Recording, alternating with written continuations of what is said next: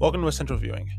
I'm ChristianCuevas, and on today's episode, we'll be discussing the Tragedy of Macbeth, the new adaptation of the classic Shakespeare play, written and directed by Joel Cohen and starring Denzel Washington and Frances McDormand. If you'd like to watch along with us, next week, we'll be discussing The Band's Visit, the 2007 film written and directed by Aaron Colleran. Thanks for tuning in today. We've got a great discussion ahead, so let's get right into it. All right, and we are back for another episode of Essential Viewing in the live format. I am ChristianCuevas here with Bielen and Bryce Kramer. And today we are watching The Tragedy of Macbeth, written and directed by Joel and only Joel Cohen. It was also written by William Shakespeare, right? Yeah, Shakespeare Thank you for clarifying, Bryce. and starring Denzel Washington and Frances McDormand as Macbeth and Lady Macbeth. We want to hear what you have to say about this episode and our hot takes we're going to have on the Tragedy of Macbeth. So make sure to head to the link in the episode description, drop us a voice message. We'll listen to your message live on air and respond. And also be sure to follow us on Instagram at, I believe, Essential Viewing. I think it's Essential underscore viewing. Essential underscore viewing. Don't forget the underscore. It's very important. All right. So let's take a walk over to the round table. This is where we discuss the films and television and media we've been consuming since we last met here on Essential Viewing. Cole, why don't you start us off? Yeah. So this week I had kind of an interesting, I don't want to say deep dive because there's only two films, but I did a fun kind of compare and contrast. I went to the theater and I saw Licorice Pizza. I was the holdout. I know you guys had seen it before. It was okay. I didn't love it. Oh, man, I'm the only one that liked it. Yeah, I think I was reading through. I wrote up my summary on Letterboxd. Feel free to check it out there. But Chris and I were basically of the exact same opinion of the film. It was fun, but it really just felt like PTA was writing these little vignettes set in like 70s San Fernando Valley, and then just kind of strung them along with this this kind of through line romance subplot or subplot. And there's some comments to be made about like the nature of the relationship in the film is kind of strange because it's between a 25-year-old woman and a 15-year-old like high school student. Which is a little it's weird, but it's like I don't know. I wasn't like, it just wasn't a huge glaring issue for me. The big thing is like there are these scenes with like a very like racist impersonation of like a Japanese woman, which really stood out and like was left a bad taste in my mouth. I mean, her husband was the racist one. Yes, right? yes. The husband who does like an impersonation. Yeah. It felt very weird. I mentioned in Letterboxd, it felt like something Adam Sandler would have done in like the early 2000s, and it was really, it stood out a lot. And that I compared that film then to another vibe film made in the 70s, American Graffiti, which I went and saw at the Berkeley Art Museum and Pacific Film Archive. They do screenings of like films that are related to, I think, California, as well as maybe just like the greater Pacific Ocean that's region. George Lucas, right? Yeah, it was one of George Lucas's first films. Wow. It was cool to see. I liked it. It was surprising seeing a movie made in 1973 that had less like depictions of kind of like racist behavior than a movie made in 2021. Yeah. But aside from that, it was cool getting to see that film. There are aspects of American Graffiti that like PTA basically copied and pasted directly into Licorice Pizza. Mm-hmm. Namely the I don't know if you guys remember, but the opening title sequence for Licorice Pizza, it has this like very distinct green text. That is like the same thing in American Graffiti. He just like took that and did the same thing. There's also watch this. There's also a scene in Licorice Pizza where there's like some characters in a bathroom and then they just like are talking and eventually someone like yells and a toilet explodes. I didn't really know what was happening there, but the same thing happens in American Cherry Graffiti. bomb, right? Yeah. I guess that makes sense. What is a cherry bomb? It's just like when like you put something in the toilet to like make it explode. It's like a firecracker. Like C4? High schoolers would play. Oh, okay. Okay. But yeah, so and then it was interesting. Harrison Ford is in American Graffiti, and he really stood out because he plays this kind of like mysterious, like lone like tough guy that drive. The whole premise of the movie is like the characters just drive the streets of Modesto, California on their like last night before they go to college. And Harrison Ford plays this like cool guy that's like cruising around in like a cowboy hat, and he's looking for this one dude that holds like he's kind of known around town as being like the premier car driver. And so the end of the movie culminates with them like at dawn in the middle of the Central Valley, like drag racing down the highway. That's cool. You got to watch Dazed and Confused to. I've seen session. Dazed and Confused. Okay. And it was also interesting seeing how much Dazed and Confused was like influenced, because I was telling my friend yesterday like the premise of American Graffiti, and there was like a guy like within earshot that like we didn't know, and he came up to me, he's like, no, like don't spoil the plot of Dazed and Confused for your friend. And I was like, no, I'm not talking about that movie, but they're so similar. Yeah, they're pretty similar from your description. Yeah, but yeah, I think if I was to rank them, it would be Dazed and Confused is the top like 70s era vibe film, then American Graffiti, then Licorice Pizza. But yeah, so that was my roundtable this week. Took kind of a deep dive into like vibe movies and kind of how they've all, or at least American Graffiti has like really influenced the ones that have followed it. So it was a little long-winded. Bryce, you want to take this? Yeah, I haven't actually watched any other movies this week, but I've been watching some TV. One show I watched in completion was the Netflix series Arcane. I haven't heard of that. It's like an animated show that's based on the League of Legends video game. Oh, okay. I've never played League of Legends, and I don't know anything about the game itself, but like the show was super cool. It's only like 8 or 9 episodes, and like the animation style is like super distinct. I think it was actually animated by like a studio that does like, it looks like the Apex trailers. Yeah, it's like done by a studio that like does like video game trailers and stuff like that. Yeah. But it has that super cool like unique style to it. And I think it took me like the first 2 episodes, I was like, why do people like this so much? But then once you get into the 3rd episode, it just like goes off the walls. I don't want to like spoil it too much. Like the first 2 are kind of like origin story more so, and there's like a bit of a jump in the 3rd episode where things get really get going. But like it's kind of set in like this, not steampunk, but more like magic punk world.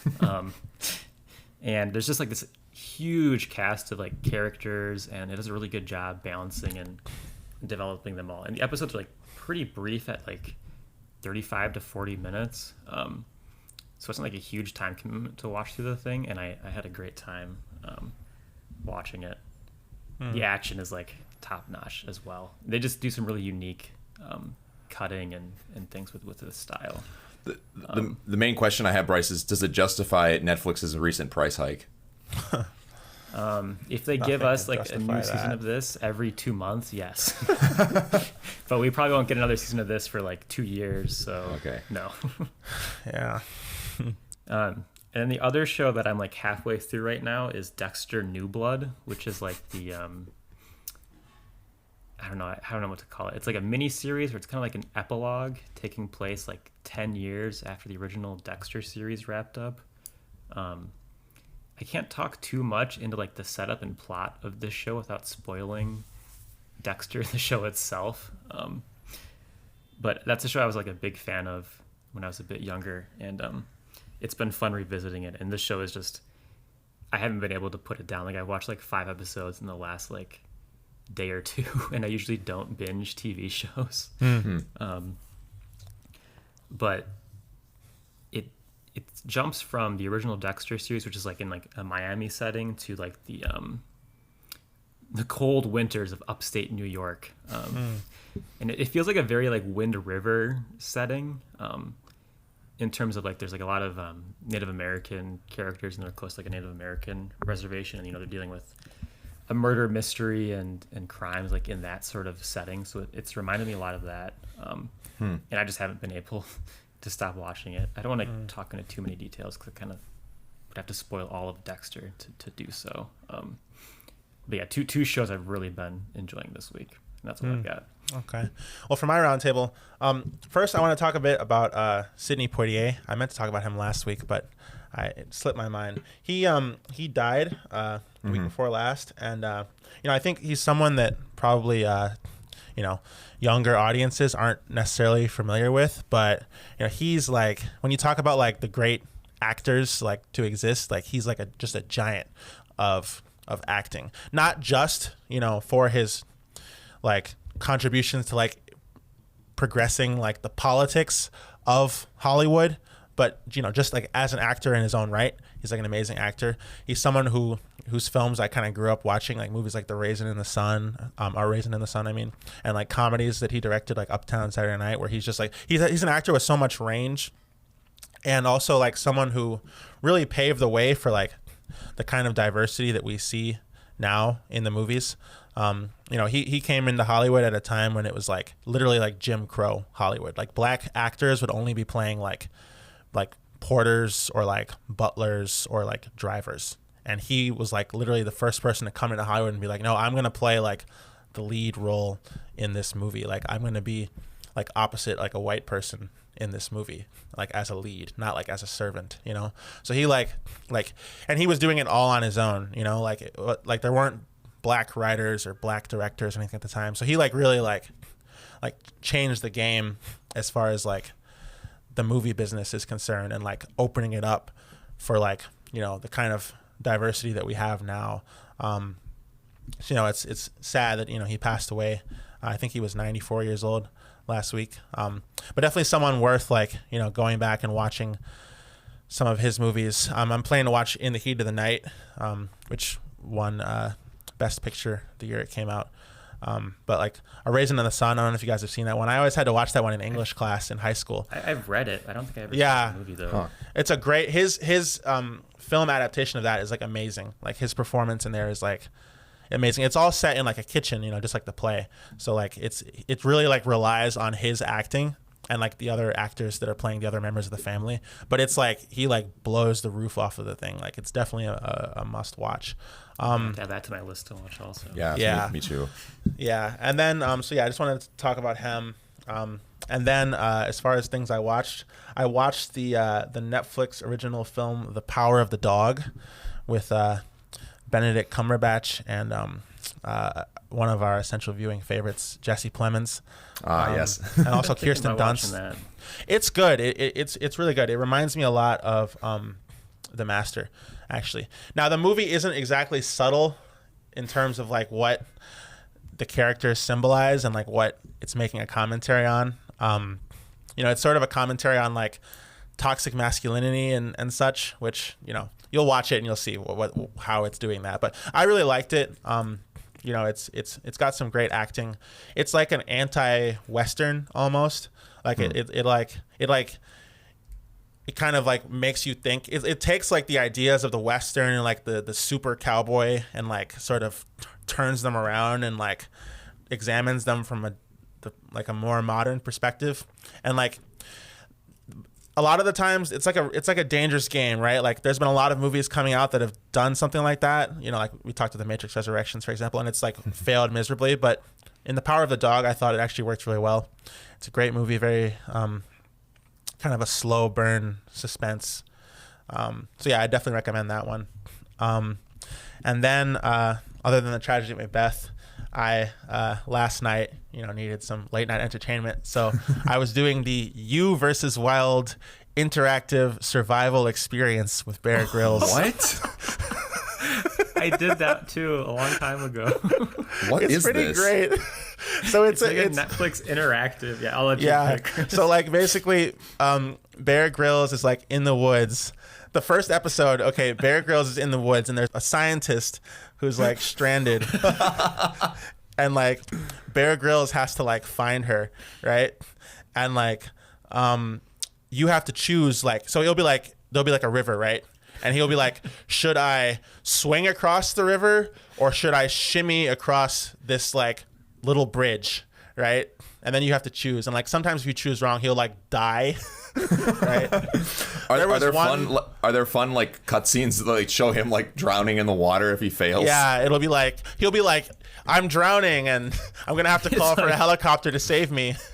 Should I drink this fresh water I've just filtered, or should I drink my own piss? No, yeah. Well, there was literally one where he was like, should I forage around for berries? There was like a piece of like bear poop on the ground with like nuts in it, and he was like, should I forage around for berries or should I eat the nuts out of this bear poop?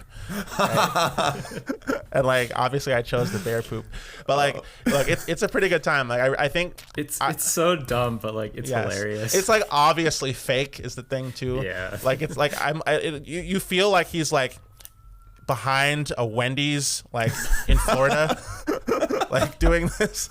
The most wild environment you could be in. Yes, like it's so obviously fake, but I always liked watching Bear Grylls and Man vs. Wild, so this is like it's a pretty good time. Like I definitely recommend it. Like that's really fun. funny. Liked Man vs. Wild. I highly recommend Survivor Man. Oh, I've seen that one too. No, I watched all the back in like the glory days of the Discovery Channel. Yeah. I'm personally a fan of Naked and Afraid. Yes. Well, now they have like Naked and Afraid of Love.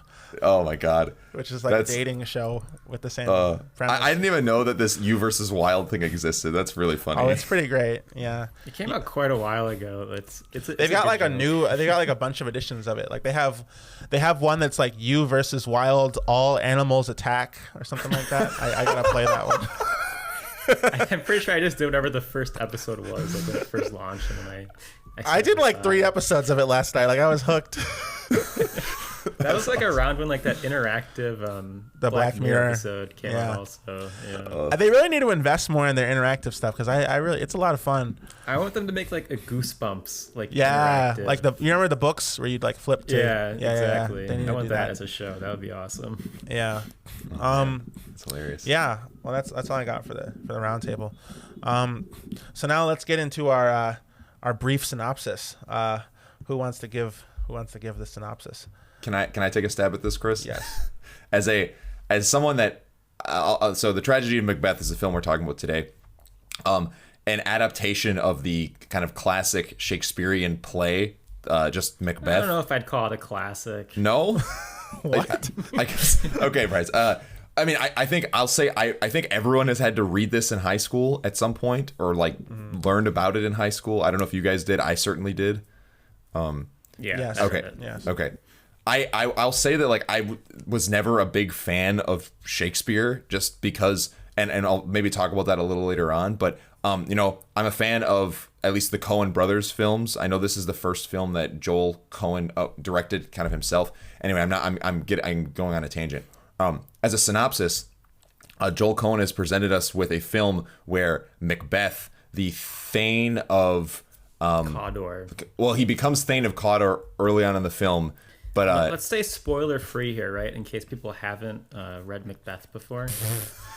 Are you serious? No, I'm kidding. Okay. So Macbeth, played by Denzel Washington, returns from an unseen battle, I think with the Norwegian army, something like that, and is effectively deemed the new Thane of Cawdor. Prior to being kind of promoted to this title, he encounters 3 witches that kind of predict that he will have this kind of upgrade in his noble status, and they also say that he will eventually become King of Scotland. And so after sending word to his wife, Lady Macbeth, played by Frances McDormand, they kind of scheme to eventually kill the King of Scotland, who's played by Brendan Gleeson, actually. Upon Brendan Gleeson's visit to Macbeth's castle as the new Thane of Cawdor. After becoming and ascending to the throne of King of Scotland, Macbeth kind of spirals into and becomes kind of a tyrannical ruler, and there are kind of inner workings within the castle and people plotting against him and eventually overtake or try to overtake him as the King of Scotland and replace him with a less tyrannical ruler. I think that's a pretty brief synopsis. If you guys want to add anything else. Well, part of the prediction from and they call them the Weird Women, which I think is pretty funny. Part of their prediction was that Banquo, even though Macbeth would be king, Banquo would produce a line of kings. And Banquo is Macbeth's friend, right? Yeah, his buddy. Yeah, that returns back from the battle to face the king before he becomes. About Macduff, he's pretty important also. Yeah, so I feel like that was fairly brief. Well, we set it up and we understand. We get where we are. Shall we get into whether we're bullish or bearish on this? Yes. So let's do a little bull or bear. So this is where we talk about, high level what we thought of the movie, kind of our first takes, our hot takes, what we were bullish on and what we were bearish on. And for those who are not familiar with investing terminology, or Wall Street bullish bets. Or Wall Street bets. Bullish means like it was good, we liked it, we're optimistic about it. Bearish means we didn't like it, it was bad, we wish it was different, So Bryce, why don't you start us off? Yeah, so what I was bullish on was the trailer was super cool for this movie. I was really excited for the style that was, the black and white, super stylized. I don't know a better word, but high contrast. Also high contrast, and I was super excited for Frances McDormand and Denzel Washington too, just all-time great actors, seeing them in these roles. And then I was just bearish because it's Shakespeare and usually hard to follow Shakespeare. And I would say my overall first impression was that, I don't know, I don't feel like this movie really did it for me. I felt like the style was super cool, but I wasn't sure how well it fit into the story of Macbeth. I'll talk about this a bit later in the podcast though, but there's this other adaptation of Macbeth that came out in 2015 that I watched when it came out with the Michael Fassbender one.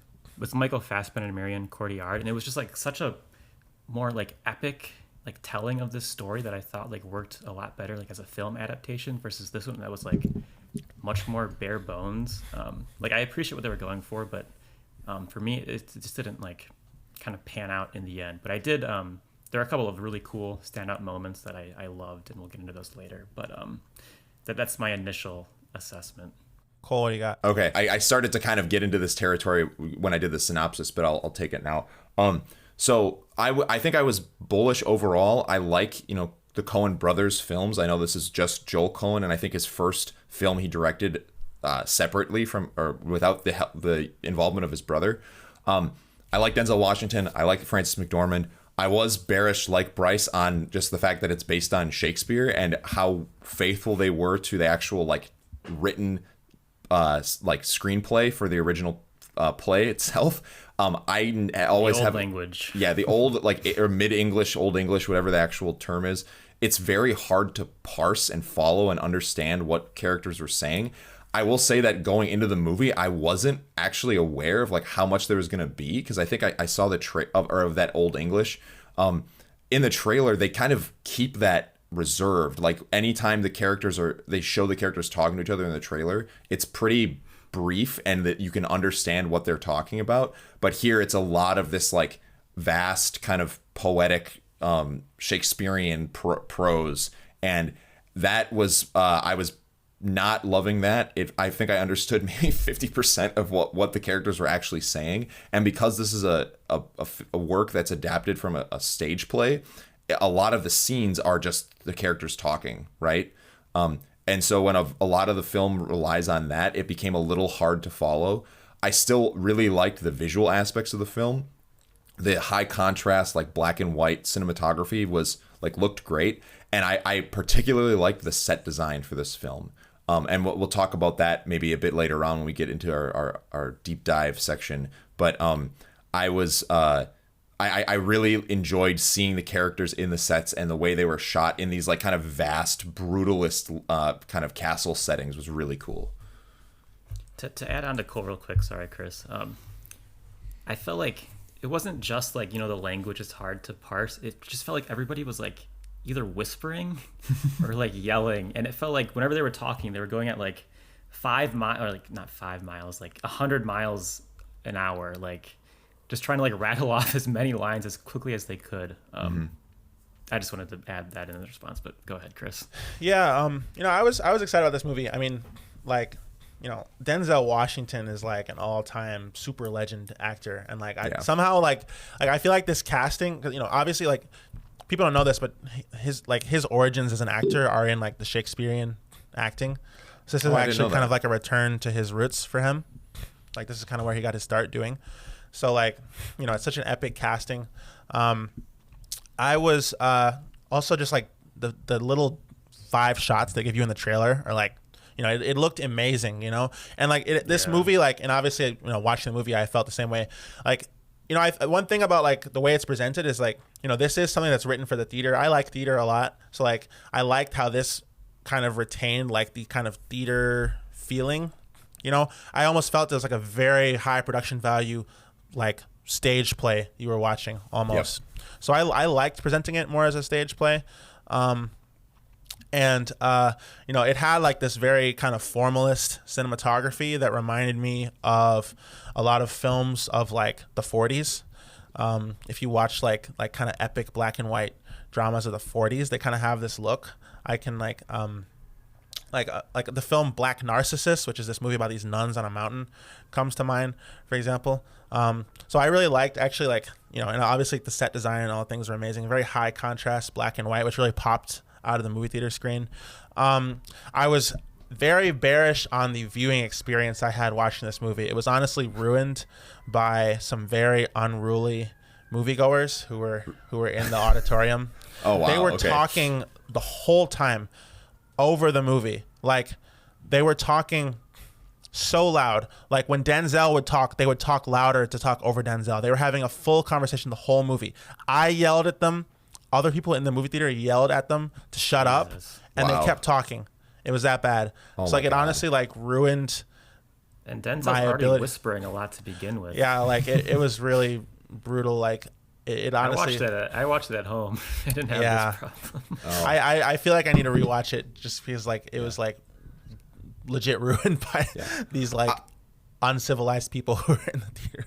Sounds like when I saw Jungle Cruise, except you kind of would expect that from Jungle Cruise. You wouldn't expect that from the Tragedy of Macbeth. Yeah. I'll touch on that or this a little bit too. My experience was not nearly as bad, but I saw this at the AMC Kabuki 8 in San Francisco, and I think it was the smallest screen I've ever seen a movie projected on at an actual theater. Like I walked in and it was not only was it a small like screening room, there were maybe like 25 seats, but like the actual display was like, I looked at it like there are like definitely some TVs that are bigger than this. Like, you know, they're like 100-inch like flat screen TVs, but this is like, I walked in, I was like, oh, this is pretty small.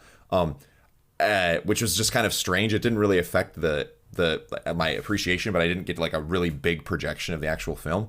I will also say that 3 people walked. Theater is dead. Stay at home and watch on Apple TV Plus. Yeah, I really felt. I mean, I'm a big proponent of going to the movie theater, but watching this movie in the theater made me feel like, yo, I should just stay in my living room. Like, yeah. I will say that also 3 people walked out of my screening for this, which I was kind of surprised by. But anyway, sorry, Chris, please continue. Yeah, but overall, you know, I really enjoyed this movie, and like it's a movie where I feel like anything that the faults of the movie are actually my fault, not the movie's fault. Like I think I need to like go back and like read Macbeth and then watch it again. Like, so then I can really like get into it because I like can understand, like, you know, so I've been through all the dialogue and like, you know, I can really plug into what they're saying more. I actually didn't have a hard time understanding it. And like one thing I was reading was like, someone was saying like, you know, Shakespeare is written to be heard. Like it's written like the sound of and the tone of the words, like rhythm. The rhythm is just as important as the content. So like, and I really felt that, like, and obviously like all these actors are, you know, going all out on this Shakespearean text here. So like I really thought it was like it was very nice listening to it and just hearing everyone talk. Mm-hmm. Even though like obviously some, you know, I couldn't exactly pick up on every last thing. I felt like I had a pretty easy time following it. I was watching it at home, like I said, and after it started, I turned on subtitles for maybe like 5 minutes, and then I was like, this isn't helping. Like, it's just distracting me from what's important, and then I turned them off and just kind of, you know, let it flow across me. Yeah. Well, I think this is a perfect segue into our fisticuffs section of the show, where we dive deep on the movie and talk about things that we agree on or or disagree on about the movie. And I think I'll start with posing a question to you guys. Do you think that the faithful Shakespearean adaptation was a good choice, or do you wish that they had like maybe modernized the dialogue a bit and maybe presented this in a way that was more accessible to the everyday movie-going audience that doesn't have a PhD in English? I'll kick this off for a sec. I think they made the right choice in terms of using the original dialogue. I feel like it would be so strange seeing like a Shakespearean production that's just like in modern day language. Like, well, you got that Leonardo DiCaprio Romeo and Juliet movie that everyone loves, right? No, they still speak in the Shakespearean kind of prose there too. Oh, they do? Oh, okay. Yeah. It's like stylized to somewhat modern day, right? It's been a long time. Yeah, it's set in it's set in like cars Florida, and they have cars and guns instead of swords and horses. But they still speak the same way. Yeah. Oh, okay. So I think it's the right choice here as well. I just I already kind of mentioned this. I wish they would have just slowed down a little bit or talked louder or like took some time. It just felt like they were rushing through so many of this dialogue, which I guess it's probably a longer play, than it is a movie. So they've got a lot of these lines they want to fit in here, but I just feel like the speed is what hurt it for me. I think they were right to stick to the original, lines, but Yeah, I think this is a good question, Chris, and it's one that I was kind of pondering myself after seeing it. I think that because the film is shot in a way that it still looks like a high-end stage production, I think that it would have maybe stood out if the characters were speaking in like kind of more contemporary English. And for that, I think I'm glad that they did it. You could think of another situation where they didn't have this kind of stylized like the whole film looks like it was. I think it was shot on a soundstage, it kind of comes across. The whole thing looks like it's on a stage, like. And I like no like on location here or anything like that. Yeah, and I liked that aspect of it. I thought it was a cool stylistic choice to like make and it kind of emulate the experience of going and seeing a stage play with like where when you're on the stage or you're at a you're seeing a play. Like you're really focusing more on the actors and the set is there to kind of create the environment, but there's not as much detail. It's harder to see. And that kind of translated, I think, well to this film. Like a lot of the environments they were in were really sparse, just like lots of concrete pillars and just like not very well highly decorated or anything. You just needed to know where they were at, and then you were really just focusing on the characters. I have a disagreement to that. Okay. If they, I guess like if they hadn't done that kind of stage emulation on the screen, and they would have just basically taken the play or like the play Macbeth and like fully adapted it as a film, and they adapted the dialogue to like fit modern tastes, I think it would have just like not had any like oomph to it, and would have probably been worse off. I still think that it was, for me, I understood what was happening, and I think, a film should not wholly rely upon dialogue to convey the story. Yes. I know some films, like, I think like a film can be really excellent as a visual medium if you like can watch it without knowing what's actually being said by the characters and still understand most of the plot. And in that case, I think that would happen here. And you have the bits of the dialogue that I could pick up on, at least, that help you along. So I would have liked, I think it'd be interesting to see what it would look like if they had adapted it, but I think it would have lost out that kind of extra flavor of looking and feeling like you're watching a stage, but just in the movie, or stage play, but in the movie theater. Yeah. Bryce, what were you going to roast me about? Chris, you respond your own question first, then we'll talk more about like stage experience. Okay. Yeah. Oh, I wanted to say like one, I don't think it would make any sense to like have some sort of contemporary rendering of this. I really liked like the it felt like, they're trying to do a really faithful adaptation of the text and like kind of do like the ultimate, like, in a time when like, theater is kind of inaccessible right now. Like it felt like they were trying to give you like the ultimate experience of seeing Macbeth on stage with the best possible actors. Mm-hmm. You know what I'm saying? Like, this is the kind of thing where if you came to Broadway to see it, it would cost you like $1,000 a ticket, but you can see it from the comfort of your home. So I thought that was a really good choice. One thing I want to say about like the way the actors were speaking, like I think that like they were speaking. That's the one element where it's like, if I feel like if they had spoken as though they were on stage, it would have been really weird. And I think that like some of the whispering and like talking too fast, it's like they were speaking as though they were actually speaking these words to each other, as opposed to like, because obviously in theater, like the actors have to like project into the audience, right? Yeah. But this is acting for the camera, so you don't have to do that, right? So they're speaking like I really got the sense watching this movie is that like they're saying these things to each other. Like they're not talking for our benefit. Like they're actually talking, and yes, they're talking Shakespearean, but they actually are talking to each other. You know what I'm saying? They just happen to be speaking to each other. Except for when they're monologuing, right? Yeah, but even the monologuing, I mean, the monologues are some of the best moments. They're only talking to the audience. But I mean, a monologue is like, I mean, I disagree. I don't think monologues. I think a lot of times a monologue is like, it's actually like they're talking to themselves. They're trying to sort through the decisions they have to make. Like there's a great monologue before Macbeth decides to have Banquo and his kid assassinated, right? And he's like, and there's a number of monologues where Denzel is kind of like wrestling with the moral implications of the things that he's done, right? I don't think it's talking to the audience. I think it's like he's trying to figure it out, and he's doing it in this form of monologue. People do monologue. I mean, I don't know about you guys, but I talk out loud to myself sometimes. Like, I'm not talking to the audience unless there's like someone watching me that I'm not aware of. I don't have anything against a good monologue. I'm just saying, like, I don't see why he needs to like whisper while he's monologuing. I don't know. I mean, I thought everyone's performance in this movie was like off the chain. Like, oh yeah. No, I agree. I think I don't know. Bryce, I'll say this, that if I don't speak to myself very often, but when I do, it's usually like muttering or under my breath, because if anyone is around, I don't want them to hear me. Yeah, I mean, if you're talking to yourself super loud, that's like okay. That's only what call Chris for does. Help.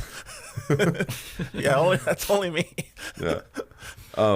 Okay, Bryce, you had a point you wanted to argue the point about. I wanted to make was like in regards to like the sets and like how it looks like a stage. For me, frankly, like you're saying, it helped you like focus on the acting and the performances more. But for me, it honestly distracted me from them more than it would have if it was just like a regular like movie set. Okay. I felt like a lot of the stuff like looked very like, I don't know, it seems like fake and constructed, right? Because it is, and that's kind of the point. You're supposed to imagine it's on a stage.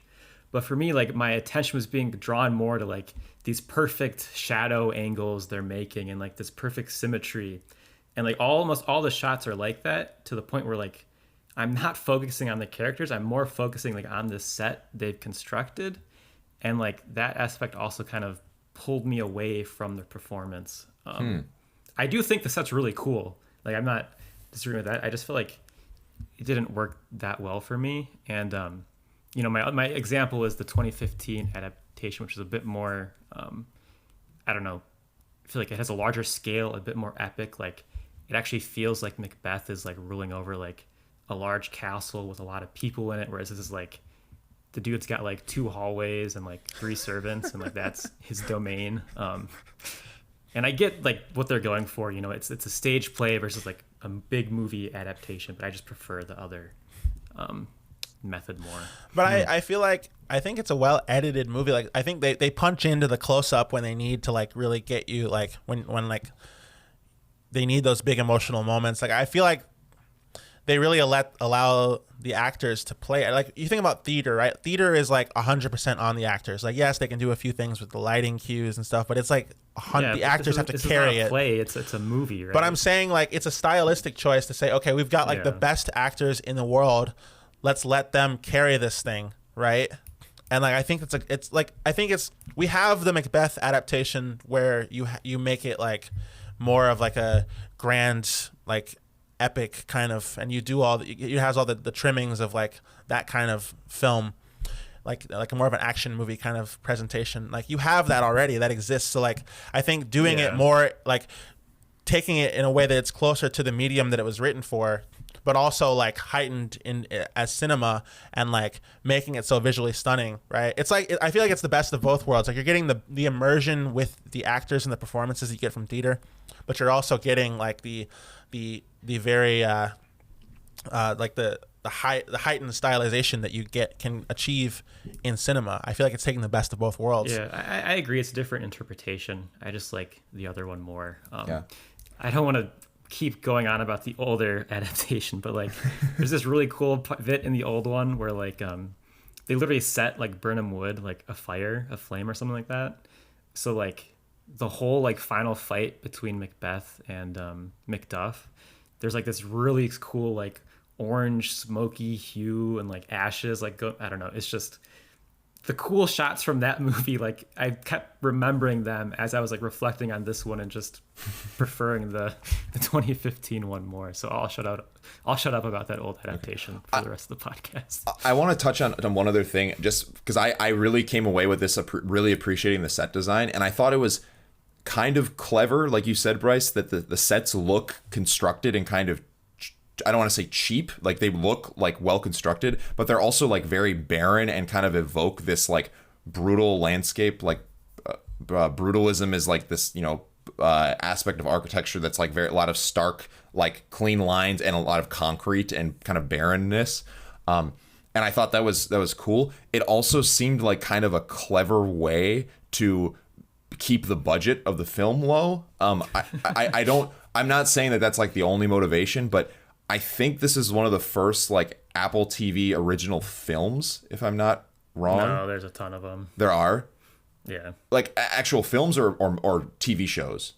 No, there's a bunch of movies. There's like some massive like Tom Hanks like sci-fi ones. There's like some other smaller indie ones. There's a bunch of them. Okay. Well, this is the first one that at least like I saw in theater and like I think was getting some buzz maybe. But I thought it was a clever way for them to kind of like it was a stylistic choice that also coincided with maybe a lower budget. I can't actually find any budget information for this film, but I imagine it was pretty low. Yeah, it can't have been that much. It probably did have. I mean, it probably had a low budget. Denzel and Francis. What were you saying, Chris? I'm saying they probably like legit did not have much money on hand to. It wasn't like they probably had no choice but to keep the budget low. Is what I'm saying. Oh yeah, and I'm not faulting the film for that. I just kind of appreciated, like, it seemed like a clever way, like a clever stylistic choice that like probably helped them also in the financials, which I thought was kind of like, I thought it was cool. Yeah, but this is one other thing back to the sets. Just something that I kind of again didn't work for me was I feel like it would have been cool to like kind of see Macbeth's like environment like slowly like get more and more like disheveled and destroyed and stuff kind of as he like slowly loses his mind. Mm-hmm. But like, in this, it's always just the same like perfect presentation. And even like at the end when like, he's under attack, it's like this perfect symmetrical shot of him like in the throne room, which is a pretty sweet shot. Mm-hmm. But I just don't feel like that kind of style fits for, what's going on with this character. I will say one weird pull is like, I thought of the scene from Avatar: The Last Airbender when like Azula like starts losing her mind, like as the Fire Nation is losing and like she's supposed to become Fire Lord and like she just starts snapping, what I'm talking about? And like her hair gets off at the wrong angle and like all these little details that like don't line up quite correctly like in her environment. I feel like that's what should also be being shown with this character of Macbeth, and it didn't feel like that to me. It felt like everything was still like perfect around him despite him spiraling into madness. But again, like, I feel like all that just like directs your eye to like the magic that Denzel is doing on screen, what Frances McDormand is doing on screen. Like, it's really a playground for the actors. Like, I feel like I didn't feel like the need for all that because like I believe that Denzel's losing his mind because look at him. Really? Oh boy. I felt like Lady Macbeth like wasn't like evil enough. Like she is like supposed to be such like a manipulative, like evil, like crazy manipulator that like, kind of like sends Macbeth like down this path. And like I feel like she had like this one scene with him that like pushes him that way, and then like she just kind of like disappears until she reappears later on, like loses her mind and dies by suicide. Like I feel like she should have had a bigger, more commanding role in this movie. Oh man, maybe I have it. It's just because I've been so far removed from the actual like source material that I wasn't like expecting the characters to behave a certain way. Lady Macbeth like goes crazy also, and I don't feel like I got that from this. I was gonna say I thought Frances McDormand's a great actor. Yeah, I love her, and I love Denzel, so nothing against them. I thought that the her scene where she kind of becomes, or she goes insane, and she has this like, she's kind of monologuing, but she's doing these I don't know if it's like a split personality bit, but you see she becomes more and more disheveled as time goes on. Before she has very prim and proper dress, and her hair is braided nicely, and as the film progresses, she doesn't get a lot of chance like to act in those. Like, you get shots of her like appearing that way, but like she doesn't have that much like lines or dialogue kind of in the middle of the film, I felt. Sure. I think it really, but for me, that I like doesn't matter as much until, or that did not affect me as much. And then you get this final kind of send-off scene where I think the doctor and one of like the maids of the castle is like, they're like observing and talking about her, and she descends the stairs and they're talking about how she's gone mad. That's a great segment. And yeah, that was like the standout performance of the film, I thought, when she's kind of like showing how or displaying like the madness that she's taken on, but she still seems like she's aware of that she's being watched. I love that scene. That really stood out as like one of the like great performances in this film, I thought. Let me ask something. So like, I'm pretty sure like they didn't cut anything, right? Like this is like the exact text. No, it's adapted. It's adapted down a little bit. Mm-hmm. If it was just the playwright, the writing credit would have just been William Shakespeare. They'll move some lines, like the witches, like, they don't see them on a beach, and like that whole scene at the beginning with like the king, you know what I mean? Like the very opening scene, like that's not in the play at all. Okay. So it does move and change some things around. It's not a one-for-one adaptation. I see. Okay, I was just wondering about that. Yeah, I don't know. I mean, I guess it's hard. I mean, if you say you didn't like the acting, there's no way to convince you that the acting was good. I mean, I thought that I will say there's some standout moments that I loved, but there's also some other parts that I just did not hit for me. Yeah, I mean, again, like it was hard for me because like a lot of the key moments were literally being talked over by these fools in the theater. Like literally they were talking over like the famous monologue after Lady Macbeth dies, and Macbeth says how tomorrow and tomorrow and tomorrow. Yeah. Like I loved that bit. I thought that bit was great. And like it's kind of these fan service moments where they say like the classic lines from the play that you'll never forget and you'll always remember. Yeah. I thought all those parts were great. Yeah, I couldn't believe that they were talking over it. But yeah, I mean, I thought that like it's amazing seeing Denzel like with this dialogue, and like there's like still that like he's got that like slight New York tinge, you know what I mean? Yeah. And like he just feels like he feels so there's just like a sense of like discomfort in him, right? Like because of his circumstances, right? And I felt like he really like he stood apart from the rest of the cast in a way that really like I felt like drove home the idea of like the whole thrust of the play is like basically like he was at a point at the beginning where he could have been like he could have been a great man, right? Like remembered as a great man, but he was kind of went down this path of evil that like basically ostracized him from everyone else, and eventually he just gets killed, right? But like I felt like as he descends into madness, I felt like the way Denzel played it was so like, in the start of the movie, I was kind of thinking the same thing as you, Bryce. Like this seems a little bit subdued, Yeah. But then I realized as it progressed, like okay, like they're trickling it out, like so that by the time we get to the end of the movie, we've seen Macbeth go from like a rather level-headed, mid-level. Thane to being like this king drunk on power, Yeah, for me, I think he was just like a bit too reserved for a bit too long. I agree with you at the ending. He's doing fantastic there, but I think like he should have cracked a bit more kind of in the middle of the movie. Yeah, I mean, and Denzel is like, he's great at blowing up on screens. Like it would have been cool if he'd gone like full blown like I wish he would have. Yeah. Like he didn't quite get there. The scene where he fights the guy when he's sitting on his I throne. wanted to point out some of the scenes that like I absolutely loved, and that's one of them. Yeah. And he beats the guy with his bare hands. Oh yeah, that was awesome. He's like, are you born of woman? And he's like, yeah.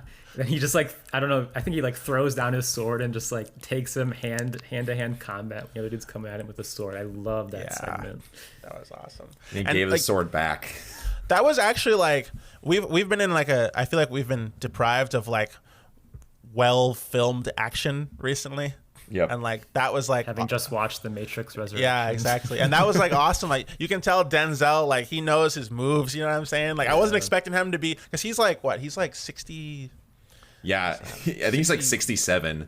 Yeah, and he was light on his feet, you know. He slapped that dude like it was nothing, you know? Like you could tell he really practiced and like mastered his fighting for that scene. I will say the next fight that came, you know, immediately after that with Macduff, I didn't like that one as much. It was still a good segment, but just like coming after that, you know, absolute masterclass in the throne room, it felt a little kind of like a letdown. I agree with you there. Oh man. The other thing I wanted to point out that I actually loved was the portrayal of I guess they don't call them witches in this, you know, in the play they're witches. The weirding women. The weird sisters. The weird sisters from I think Catherine Hunter is her name. I think she's more of like an actual like theater actress. You know, I don't know of her from any other movies, but I thought her performance was phenomenal. And there are like some amazing shots in regards to her and like the two other sisters, especially at the beginning of the movie when like there's her sitting on the beach and like the two in the reflection in the water. Oh, that was a great near the shot. end when they're sitting above Denzel on like the wooden rafters and he looks up. Yeah. So Another point from the original play is that Macbeth like goes like to find the sisters again, like out in the woods, when like he needs more advice. Like, they don't just like appear to him there. Just pointing out, you know, some differences. Not too important. I love both of those segments so much, and Catherine Hunter was absolutely fantastic in that role as the sisters. A small aside, like I loved her portrayal, and like the contortionist kind of like bit she does in the beginning was super disturbing, and her voice is like this weird, like gravelly, kind of androgynous sounding in a way, because you know later on she's in makeup as like an old man in this like kind of disheveled shack out in the countryside. But one thing I thought of is that her voice, like if you go back and listen to it, it has the same like texture as Willem Dafoe, but it was like just like pitch shifted up. So I thought of like just Willem Dafoe speaking, and then they like just pitch shifted his voice a little bit, and I thought that was very amusing. I honestly don't know how Willem Dafoe didn't end up in this movie somehow. Yeah, right. Just another quick thing. I think the witch's performance, like I love so much, and like I feel like with them I could follow every word, every line they were saying, whereas I couldn't with like all the other characters. I don't know if you guys felt that way or not. I could see that. I'm may have been trying to like point out that like that performance, like it was loud enough, it like was performed enough where like I was able to completely get what was coming, whereas like some other things like with the whispering I keep talking about didn't come across as strong to me. I don't know. I mean, I felt like the actors, like they, like obviously the lines are hard to follow. Like even reading Macbeth is hard to follow. Yeah. But like, I felt like the actors like physicalized, that's not a word, but that's what they did. Their lines enough that like with the context and the physical aspects of the performance, I didn't feel like I was missing anything. Like I didn't feel like I was like, oh, I don't know what's happening. Like there was never a scene where I was like, I don't know what's happening in this scene. You know what I'm saying? Yeah. Mm-hmm. Yeah. Neither did I. Yeah. I think for me, maybe I was too focused on like really trying to understand and get every piece that they were saying. And for me, I didn't get that. There were obviously, I knew what was happening overall and could that accompanied with the actual image, like help me stay on track.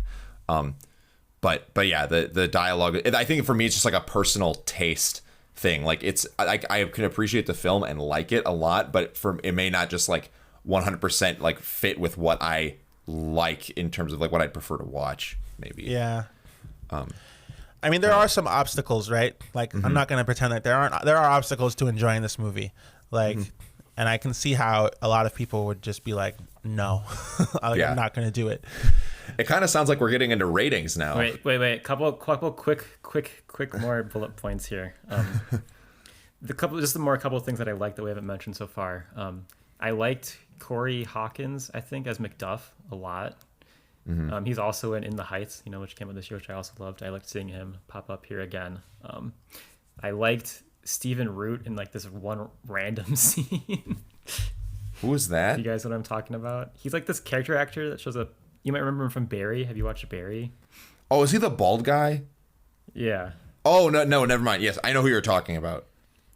He shows up like in this one random scene, like this crazy like drunk guy, and he did great. He was in an episode of Succession I watched last night. Yeah, and then what's his face? Harry Potter's brother. What? Harry Melling. Oh, son of the king. Yeah. Oh yeah. I feel like that was also a missed in up. the Queen's Gambit, right? Yeah. Yes. Dudley.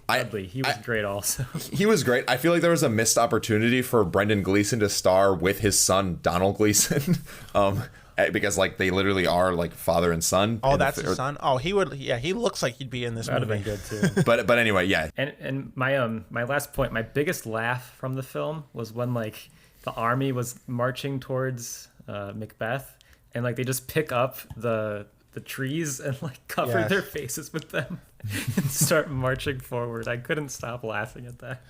It looks so stupid. Well, it's like a theater thing.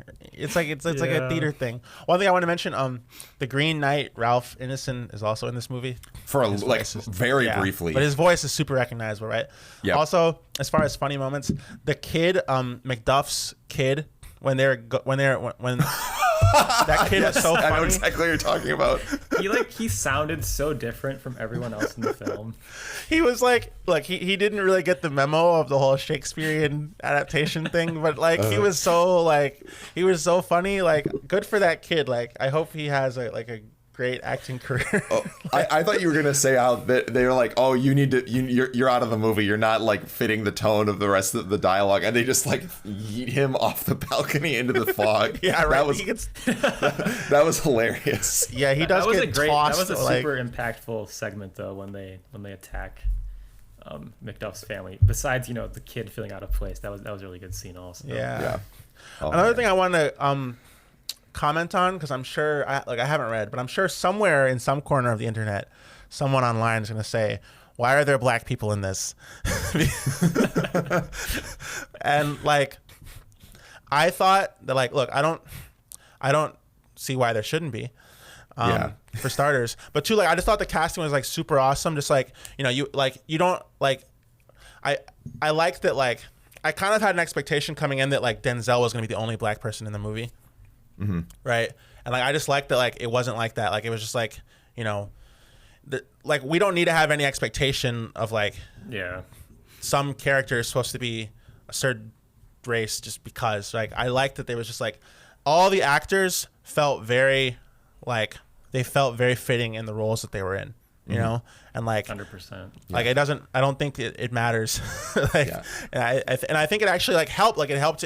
Like, in a lot of ways, this movie feels like, it feels like classic, but it also feels modern and fresh because we're not sticking with these tropes of like, oh well, it's a medieval like adaptation of Shakespeare, so like everyone has to be white. Like, no, they don't. Like, and so like I just wanted to like address in the original Shakespeare on stage, that there were no women. The women's parts were played by men. Right. Yeah.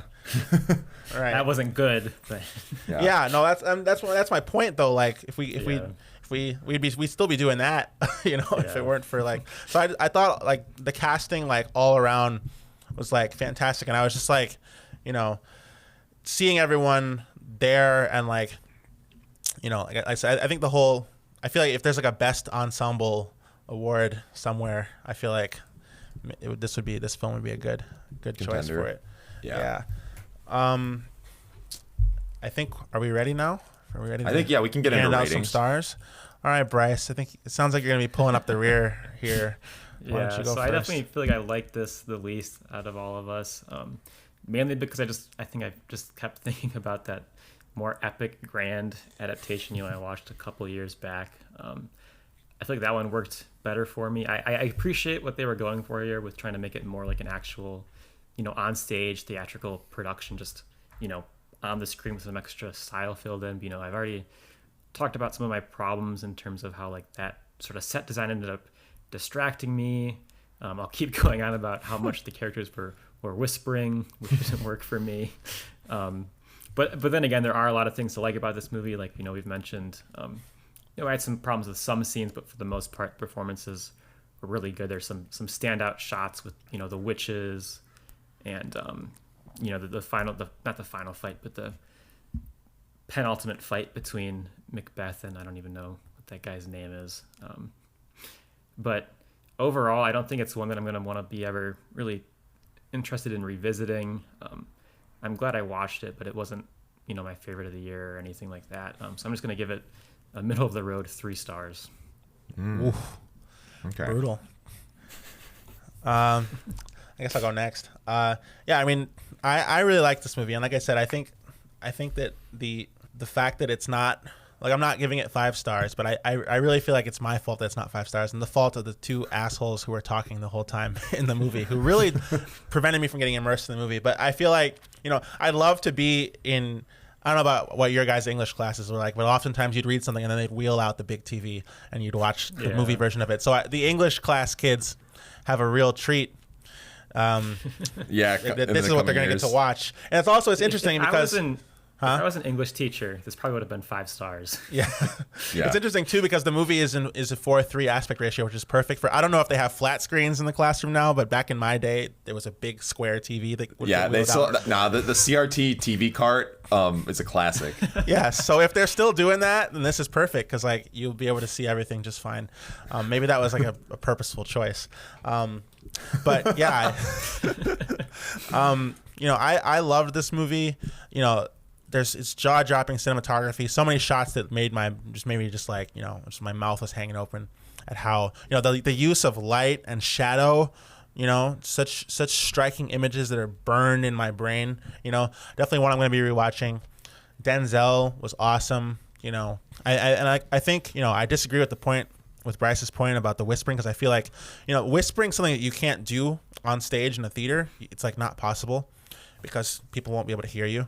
You have to project your voice, right? So like, I think they took advantage. They did a very faithful kind of theatrical production, but they took advantage of the affordances of cinema in being able to add more subtlety to the performance than you can get away with in a stage setting. So I really thought like it was the best of both worlds, of the cinema and the stage. I really enjoyed it. I definitely plan to watch this film again. After. It sounds like you need to. Yeah, I really have to, and I want to read Macbeth and watch it again, and I think I can erase the memory of the experience I had watching it this time. So I think with all that said, I feel like I need to adjust my rating for like how I would have felt if my experience watching it hadn't been ruined. So I'm going to give the movie 4.5 out of 5 stars. Ooh. All right. So yeah, I agree with I agree with aspects of both your comments, I guess. I'll keep this kind of brief. I will say I appreciate this film a lot. I do not think I like it. I like the Chris was saying, the cinematography is great. I really came away with for a deep appreciation, and I will say I liked the set design of this film. The performances are excellent. I think in terms of it was very unique in its adaptation of the stage play to the screen, but still making it feel like you were watching a play. I thought that was really cool and something I can't say I've seen before. I know that Hamilton was on whatever Disney Plus, but I think they just filmed the actual performance of it, right, Bryce? Them actual filming the stage production. Yeah, so I like that kind of hybrid nature of the actual experience.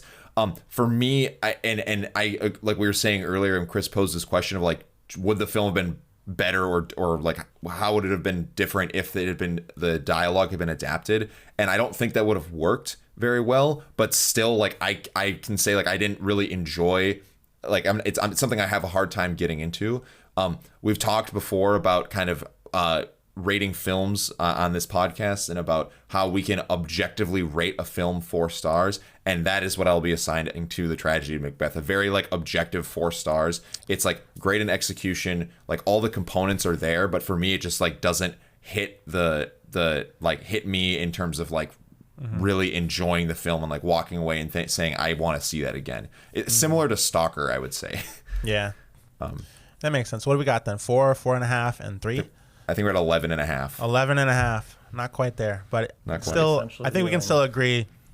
Pretty good film. Definitely worth checking out. Yeah, I agree with that. I'm just not my cup of tea. I like the other adaptation. For sure. But I appreciate what they were going for. Yes. Yeah. So, speaking of your cup of tea, it's your pick for what we're watching next week, Bryce. So why don't you lay it on us? Yeah, so I know you guys don't like musicals. So I'm not going to be picking West Side Story quite yet. I'm going to save that for another week when it's more accessible, like on streaming and whatnot. We're kind of in this awkward phase right now where it's not easy to see in theaters, not easy to watch at home. So that'll be coming for the fans out there that are waiting for it, but not quite yet. So instead, what I'm going to pick is a movie that was adapted into a musical that I saw in Broadway, but the movie is not a musical itself.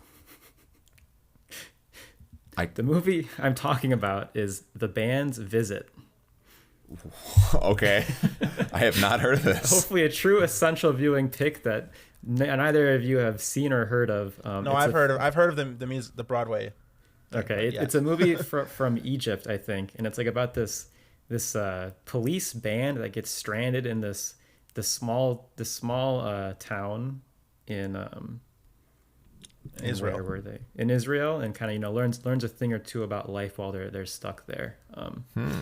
It's a nice brief watch too, only about an hour and a half, and it's a really good movie. So I think it'll be a fun one to do on the podcast. Hopefully a brief watch, brief episode, but something new.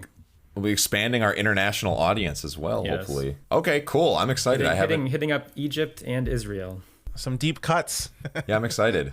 I'm trying to stick to the true format. I'm not trying to get on the board by cheating here, you know? Okay. Yeah. All right. Well, excited for that. You heard it from the man. We're watching The Band's Visit. And it's readily available on Amazon Prime. Yes. Okay, that's good. The Band's Visit 2007, Amazon Prime, next week. Be there on Essential Viewing. Thanks for listening. I've been Christian Cuevas here with Cole Bielen. And Bryce Kramer. And we will see you next time.